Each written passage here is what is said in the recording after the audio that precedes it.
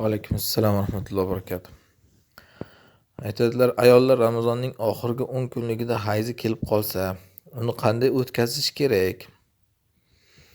Avvalambor, o'sha hayzi kelmasa, nima ishlar qilishlikni reja qilgan bo'lsa, o'sha ishlarni men qilardim deb niyat qilish kerak. Masalan, hayzi kelmasa nimalar qilmoqchi edi oxirgi 10 kunlikda? O'zi qilmoqchimidi? Qilmoqchi bo'lsa nimalar qilmoqchi edi? Jiddiy o'zi o'ylab ko'rganmidi? Masalan, birinchi kechada uni qilaman, paloncha rakat namoz o'qiyman, paloncha rakat juz Qur'on o'qiyman va hokazo. Mana shu ishlarni agar niyat qilib qo'ygan bo'lsa, hayz kelib qolganda ham mana shuni men qilardim. Ey Robbim, sen qilmadiganing uchun qilmayapman. Aks holda men qilardim. Ana shunda birinchidan o'sha ishlarni qilgan ajrini tamomiy oladi. U poklik vaqtini ajr hisoblaganidek, hayz vaqtini ham ajr hisoblagan bo'ladi. Ikkinchidan, Ramazonning kechalarini Nabiy sallallohu alayhi vasallam ahya laylahu debganlar, mana kechalarida tirik qilardilar deb kelgan. Kechalarida tirik qilish bu faqat namozga xos emas. Kechani bedor bo'lib toatda o'tkazish degani. To'g'ri, endi asosiysi namoz. Lekin hayz ko'rgan ayol namozdan man qilingani bilan boshqa narsalardan man qilinmagan. Masalan, og'zaki Qur'on o'qish ushlamasdan yoki uni ham agar shunchalik ko'ngli g'ashligi bo'lsa, Qur'on eshitish, buni hech kim qaytarmagan. Qur'on eshitganda o'zi insondagi paydo bo'layotgan xushu ta'sir ham insonni ancha-muncha ishini isloh qiladi. Insonning iymonini ziyoda qiladi. Keyin istig'forlar aytish. Insonning hamma gunohlari, hamma narsasi hayotidagi mahrumligi gunohlari sababdan keladi. Istig'for shularning hammasini yo'lini ochadi. Oysha onamizga Rasululloh sollallohu alayhi vasallam o'rgatgan duoni qarang. Allohumma innaka afuun tuhibbul afwa fa'fu anni. Laylatul qadrga yetsam nima deb duo qilay deganlar. Mana shuni o'rgatdilar. Allohim, sen afv etishni yaxshi ko'rasan, afv etuvchisan, meni afv etgin. Mana shu istig'for bu ham.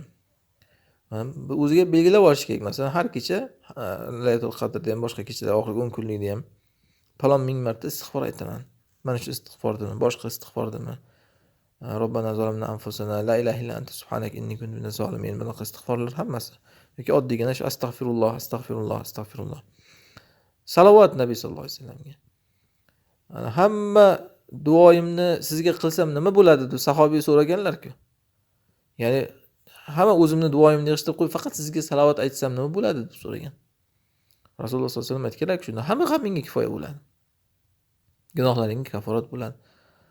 Ana shunaqa salovatlarni ko'paytirish kerak. Keyin tadabbur, tafakkur, o'shanga undaydigan masalan tafsir darslarini eshitish yoki shunga undaydigan Allohning bir borliqdagi mo'jizalarini ko'rish. Tafakkur bir ibodat, bu katta ibodat bo'lganda ham. Keyin inson o'zini hisob-kitob qilishi. Mana bu ham ko'pchilik qilmaydigan ibodatlardan. Inson o'zini hisob qilish kerak. Ramazonda ham boshqa vaqtda ham. Endi xususan mana shu ham Ramazonda ham hayz vaqtidagi ayolga eng yaxshi ibodatlardan o'zini sarhisob qilish kerak. Masalan, bir yilda shu yilda nimalar qildim men? Bugun nima qildim? Kecha nima qilgandim? Ertaga nima qilaman? Hayotimni bir tartibga solish kerak. Bunaqa qilib, bundan keyin mana bunaqa tarzda bir ish boshlaymiz, ibodatlar qilamiz, ilmlar o'qiymiz. O'zini sarhisob qilib, hasibu anfusakum qabla an tuhasabu, hisobga tortilishdan oldin o'zini o'zi hisob qilishligi kerak. Qalbini isloh qilish kerak. Men kimni g'iybat qilyapman? Kimga qalbimda gina saqlayapman? Kimni yomon ko'ryapman? Yomon ko'rsa nima uchun? Bir mo'minni yaxshi ko'rishligi kerak. Nima uchun yaxshi ko'raman? Mo'min chunki qalbidagi amallar, eng katta amal qalb amallari o'zi. Jasad amallari o'shandan chiqqan bir shox, meva. Qalb amallari esa tomir ildizga o'xshaydi. Barg to'kilaveradi. Mana daraxtning bargiga qarasangiz to'kilaveradi-ku, bu tabiiy. Lekin daraxtning poyasi, ildizi salomat bo'lishligi kerak. Inson amallari ham xuddi shunday. Tashqi amallar qilinmay qolinaveradi ba'zan, hayz sababdan, boshqa sababdan. Lekin asli qalbdagi ildiz, ana shuning uchun ham Alloh tavhid daraxtini bir daraxtga o'xshatgan, tavhid kalimasini. Uni asluha sabit, asli sobit degan.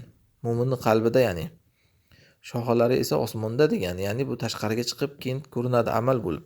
Lekin asli qalbda bo'ladi tavhidda.